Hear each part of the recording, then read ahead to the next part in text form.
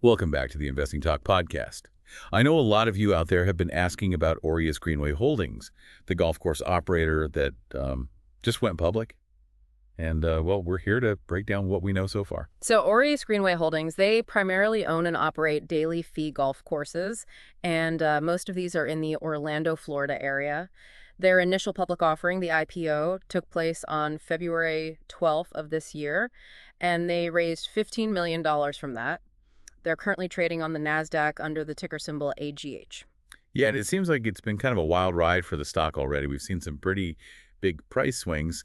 Plus, there's all this talk online about potentially impressive growth numbers. Is this something investors should be excited about, or is it too early to tell? Well, it's definitely gotten people's attention. When it debuted, AGH opened at $4 a share, and then it jumped up more than 4% on that very first day. And then just a few weeks later, on March 5th, there was this pre-market surge that was reported on X. It was up 21%. 21%. That's a huge jump. What's driving that kind of movement? Well, the speculation is that it's because of strong revenue and earnings growth. People are saying it could be as high as 18% for revenue and 19% for earnings year over year. But the thing is, and this is important, this data hasn't been verified yet. The company hasn't officially released their earnings report. So right now we're dealing with rumors. But even rumors can move markets, right? Especially when you've got something like we see with AGH, this low float. Can you explain what low float means for people who might not be familiar with that term and why it's relevant in this situation? Sure. Think of it this way. Imagine you have a really rare item that everyone wants, but there are only a few available. The scarcity drives up the price. Low float is similar in the stock market. When there's a limited number of shares available for trading, even a small amount of buying or selling pressure can cause some pretty dramatic price swings. So low float could be amplifying the effect of these rumors, pushing the price up, but it also makes it riskier. Am I right? Exactly. The limited availability of shares is a double-edged sword. It can lead to these really fast price increases, but it can also make it much harder to sell your shares if you need to get out quickly. I see. So there's potential for big wins, but also big losses. Makes you think twice about the long-term prospects. Putting the rumors and the volatility aside for a moment, what about the underlying business?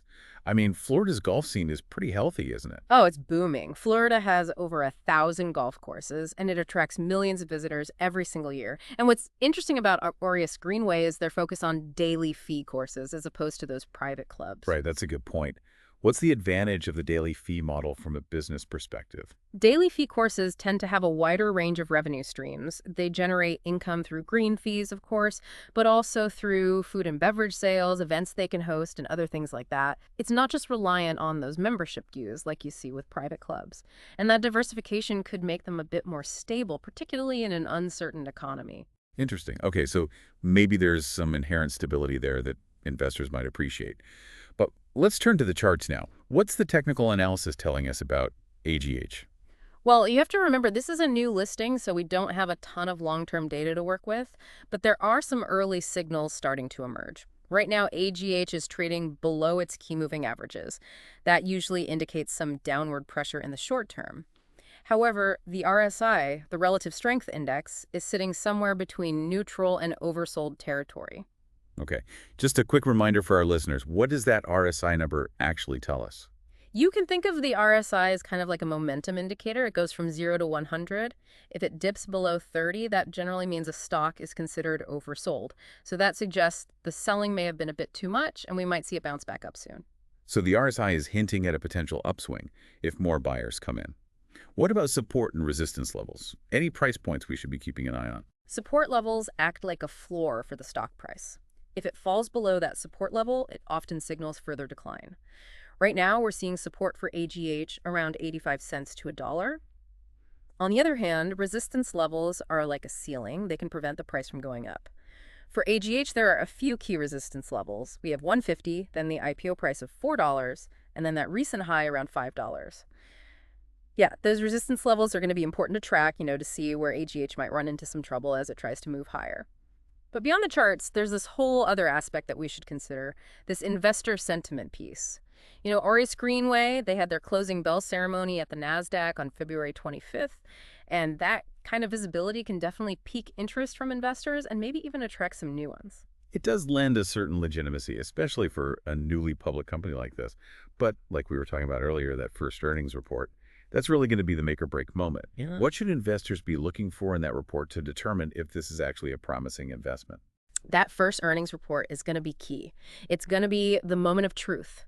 We'll finally see if all this talk about those growth numbers is for real or not.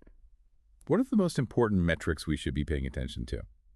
Well, of course, the revenue and earnings figures are going to be huge, but it's also going to be important to look at the specifics. How much of the revenue is coming from green fees versus food and beverage sales versus the events they're hosting. That breakdown will help us understand how diversified their business really is and where their strengths lie. So we can see how those different segments are contributing to their overall growth. Right. And we also need to look at things like their margins, their operating expenses, their debt levels. Those are the factors that'll give us insight into their overall financial health.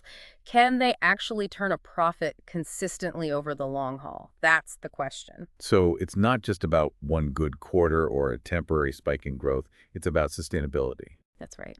And we can't forget about market reaction. How the market responds to those earnings. That's going to tell us a lot. If they meet or exceed expectations, we could see a pretty significant surge in the stock price. But if they miss, it could head the other direction pretty quickly. And remember that low float we talked about? That's going to magnify any price swings either way. It sounds like it's going to be a nail biter. It is, and we always have to keep those external factors in mind, too. What's going on in the broader economy. Is consumer spending up or down? Those things can have a big impact on any company, even one that seems as resilient as Aureus Greenway. So many factors at play. There are, but that's what makes investing so interesting, right? It's not just about numbers on a spreadsheet. It's about understanding the whole picture, the story behind those numbers, the people, the industry, all of it. That's a great point. We've covered a lot of ground here, from the excitement of the IPO to the anticipation of this crucial earnings report. For our listeners who might be thinking about adding Aureus Greenway Holdings to their portfolio, what are your final thoughts? I would say approach it cautiously, but also with a sense of optimism. There are some positive signs, but there's still a lot of unknowns. Do your research, pay attention to that earnings report, and make sure it aligns with your own risk tolerance and what your investment goals are. Sound advice. Every investment has its own set of risks and rewards. Aureus Greenway Holdings has potential, but it's important to go in with a clear understanding of what those risks are. Informed decision-making, that's the key to successful investing. Absolutely. And on that note, I think it's time to wrap up this part of our conversation. But we're not done yet. Stick around because we've got more coming up after a short break. We'll be right back. Welcome back to the Investing Talk podcast. We've been digging into Aureus Greenway Holdings, this golf course operator that's causing quite a stir since they went public. It's an interesting example of, how the whole investing landscape has changed, how companies try to get investors' attention. That's true. Social media, all those online forums, events like that Nasdaq bell ringing, it all plays a part. It really does. And Aureus Greenway seems to be pretty good at it so far. But as we've said, we can't get carried away by hype. We need to focus on those fundamentals. Absolutely. The numbers, the people running the company, their long-term strategy, those are what really matter. Speaking of strategy, I'm curious about the competition they're facing. Who are the other players in this space trying to attract golfers and their money? Well, the golf and leisure industry is pretty competitive, right? You've got some big names out there like Topgolf, Callaway brands. They're going for that more tech-driven, interactive experience.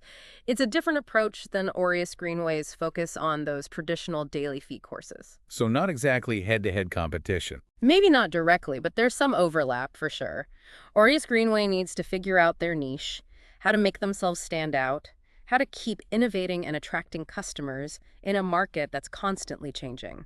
Innovation in the golf industry. I'd love to see what that looks like. It's an interesting thought, isn't it? Maybe they'll find new ways to use technology, design even better courses, come up with new experiences that appeal to, different groups of people. I think a lot of industries are trying to do that, blend the traditional with the new. Exactly. It's about keeping up with what people want without losing what makes you unique. That's a good way to put it. Sounds like Aureus Greenway has its work cut out for them, but also a lot of potential. Before we wrap up, any final thoughts for our listeners who are doing their research on this company? The golf industry is definitely one to watch. Aureus Greenway has an intriguing story so far. The recent IPO gave them some momentum, they're in a good market, and those daily fee courses have some built-in advantages. But, as always, investors need to remember there are risks, especially with a company that's so new to the public market. and has that low float we discussed. That's right. Pay attention to those numbers when the earnings report comes out. Do your homework. Make sure it fits your own risk profile and investment goals. Great advice. We've covered a lot of ground today, but this is really just the beginning for Aureus Greenway Holdings. It'll be interesting to see how they grow and if they can deliver on the promise they've shown. It's a story worth following. It is. And we'll be here to break it all down for you. That's it for this episode of the Investing Talk podcast. Thanks for listening. Don't forget to subscribe and like us. Leave a comment below. We'd love to hear your thoughts on Aureus Greenway Holdings. Until next time.